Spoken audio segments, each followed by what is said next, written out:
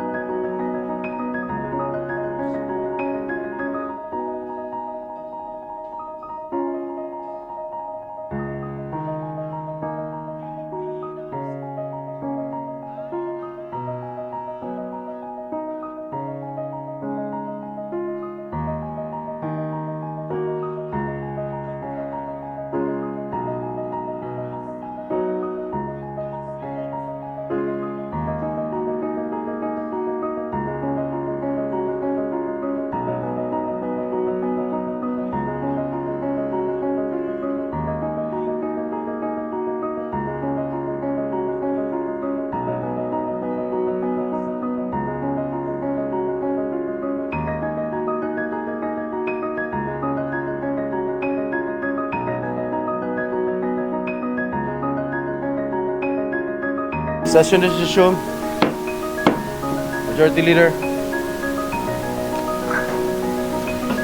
I move that we consider the budget of the Office of the Vice President and recognize the sponsor, Senator Grace Poe, for her opening statement, and to likewise deliver a belated manifestation concerning the budget of the Office of the President, and later to interpellate Senator Bongo. I so move, Mr. President. Senator Grace Poe is hereby recognized. Thank you, Mr. President. I would just like to insert into the records the budget for the Office of the President earlier, and also our message of welcome to the delegates that were here earlier. And now I would like to welcome also the Office of the Vice President, headed by the Vice President herself, Honorable Vice President Sara Duterte. It is my duty to present the body's consideration the budget of the Office of the Vice President. With that, I'm ready to begin with any manifestation or questions. Thank you. Mr. President, Senator Ronald De La Rosa is seeking the floor. I move that he be recognized. Senator De La Rosa is recognized. Thank you, Mr. President, Majority Leader. Mr. President, before I would make a motion, I would like to make this manifestation that in the proper time, in the period of interpellation, if it is okay with the good sponsor, that I'm going to introduce some amendments to the OBP budget, if it's okay with the good sponsor. Yes, the proposal is welcome. Then it will depend on the body for the approval. Thank you, Mr. President, good sponsor. With that, I hereby move for the approval of the OBP budget.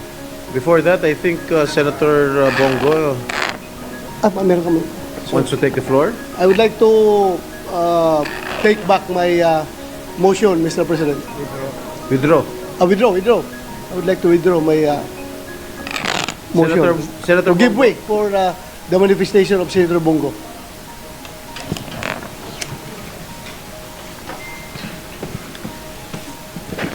Thank you, Mr. President. As we know, the Office of the Vice President ang ikalawang pinakamataas na opisina sa ating gobyerno.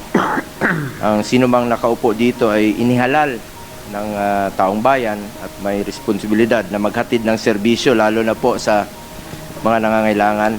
Sa totoo lang po, inihalal po ang Vice Presidente hindi lamang para umupo sa pwesto at maging spare tire.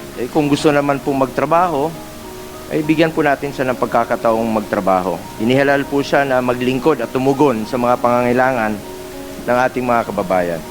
Subalit, Mr. President, ang budget po na inilaan para sa OBP ay binawasan po sa General Appropriations Bill na para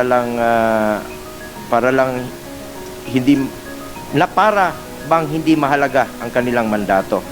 Mula sa original na panukalang budget na National Expenditure Program sa NEP, no, na 2.026 billion ay binawasan po ito, naging 1.3 billion at nag-iwan na lang po ng 733 billion para sa taong 2025 at yung iba pa dyan ay naging zero. Mr. President, nakapagsagawa ng ating mga mahalagang programa po ang OBP na may direktang benepisyo naman po sa ating mga kababayan tuwing may bagyo, nasasalanta, tumutugon naman po ang Office of the Vice President. Mayroong mga inisyatibang OBP tulad ng Magnegosyo Taday na nagbibigay po ng grants at training para sa kabuhayan ng mga maliliit na negosyante at kababaihan at ang Educational, Medical and Burial Assistance Program na naglalaan po ng tulong pinansyal para sa mga kababayan nating nangangailangan. Sa panahon po naman ng kalamidad, nandiyan po ang Disaster Response Program ng OBP na nagbibigay po ng agarang tulong, relief packs at iba pang suporta sa apektadong lugar. Kung tayo nga na sa legislative ay tumutulong tayo, hindi natin nililimitahan ang sarili natin bilang mambabatas lamang. Ang trabaho naman natin, representation, constituency at legislation, lalo na po ang Office of the Vice President na executive yung function nila. Sana po'y bigyan natin ng pagkakataon na makapagtrabaho naman po ang Office of the Vice President. Ngunit ang mga nabanggit ko pong mahalagang programa ng OBP ay maapektuhan dahil bahagi rin po dito ng tinanggal sa budget ng OBP sa ilalim ng General Appropriations Bill. Mr. President, public offices in general are meant to serve the Filipino people, lalo na kung lumalapit sila diretso ang kanilang opisina sa ating mga kababayan. Basic mandate po ang tumulong lalo na po sa nangangailangan ng social services. Mr. President, ang pagbawas po sa budget ng OBP ay direktang makakaapekto sa kakayahan ng OBP na makapaghatid po ng serbisyong naglilingkod sa tao mula sa Luzon, Visayas at Mindanao para nating tinanggalan ng kapasidad ng isang ahensya or in this case, isang halal na pinuno ng bansa na magserbisyo po. Kaya po nananawagan po sana ako sa mga kasamahan natin dito na sana po ay madagdagan, no, o maibalik ang pondo po na naaprubahan sa NEP for 2025 para naman po makapagtrabaho ng maayos ang ating Vice Presidente na parte po ng executive branch of the government. Para naman meron tayong working Vice President at hindi lang po spare tire. Gusto naman po magtrabaho ng ating Vice Presidente. Huwag ho nating pilayan ang gustong magtrabaho. Sa totoo lang po, ang daming opisina na mas malaki pa ang budget kaysa OBP pero underperforming. Ang iba nga dyan, natutulog yung pondo. Ang daming programa na pilit sinasama sa mga program funds na hindi na po nagagamit, winawalis na po dahil hindi nagagamit yung pondo. Ito, gustong magtrabaho, sana naman po mabigyan ho natin ng pagkakataon ang opisina na gusto pong maglingkod sa ating mga kababayan. Maliit lang po na halaga yun eh. Kumpara po sa napakaliit na pie lang po yun sa kabuuang budget po ng ating bansa. Mr. President, huwag po nating ipagkait sa sambayanan ang serbisyong kanilang inaasahan, lalo na po sa panahong mas kailangan po ng taong bayan ang pagkalingan ng kanilang pamahalaan. Lalo na ngayon, panahon ng bagyo, dami pong naghihirap nating mga kababayan, magtulungan na lang po tayo Yun lang po ay panawagan ko sa inyo, magtulungan tayo. While we understand that some of OBP's programs are also being done by other government agencies, wala naman po sigurong masama kung bigyan po ng budget ang OBP para sa social services. Ito lang po ang aking pakiusap sana, para sa social services, para mas marami pang mabigyan po ng tulong at mas marami pa pong matutulungan. Sana po madagdagan o maibalik po ang pondo at hindi po masakripisyo ang layunin ng OBP na maghatid ng tunay na serbisyo sa ating mga kababayang Pilipino, lalong-lalo po yung mga nangangailangan. Let me repeat, yung social services sana po maibalik. Maraming salamat po, Mr. President. Thank you very much, Senator Christopher Bongo. Majority Leader. Senator...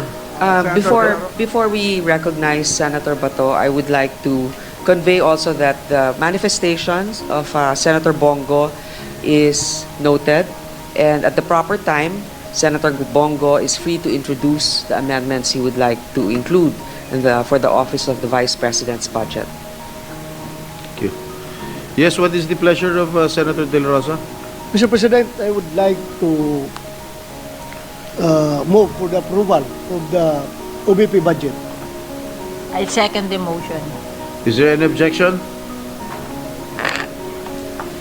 There being none, the motion is hereby approved. President, I seek a 1-minute suspension. Session is suspended for a minute.